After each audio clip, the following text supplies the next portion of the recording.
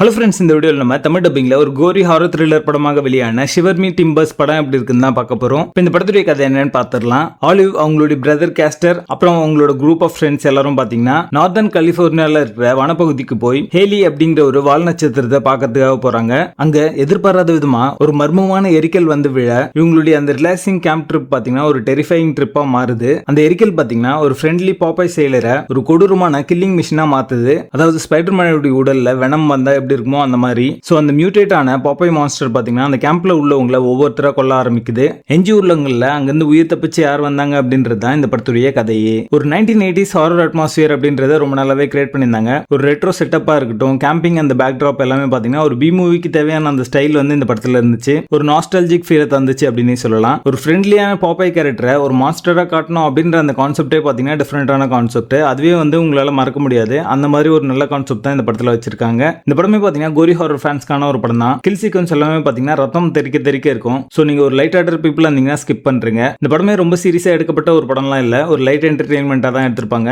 So time pass கேட்டகரிக்கு பாக்குற மாதிரி தான் இந்த படமே எடுத்திருப்பாங்க. அதை மைண்ட்ல வச்சுட்டு பாருங்க. படத்துடைய டியூரேஷனே 75 மினிட்ஸ் தான். ஒரு குயிக் வாட்சா நீங்க பார்த்து முடிச்சிடலாம். வீக்கான ஸ்கிரீன் பிளே, புவர் ஆக்டிங், லிமிட்டடான suspense element, uneven visual effects, forgettable characters எல்லாமே பாத்தீங்கன்னா இந்த படத்துக்கான மைனஸா அமைஞ்சிருக்கு. படத்துடைய பேசிங் டீசென்டா இருக்கும். மொத்தத்துல இது ஒரு பில் ஆவரேஜ் மூவியா வந்திருக்கு. Adult content and core elements இந்த படத்துல இருக்கு. சோ ஃபேமிலியோட பார்க்கறதுக்கு வாய்ப்பே இல்ல. ஷிவர் மீ டிம்பர்ஸ் படத்துக்கு எங்களோட ரேட்டிங் 4 out of 10.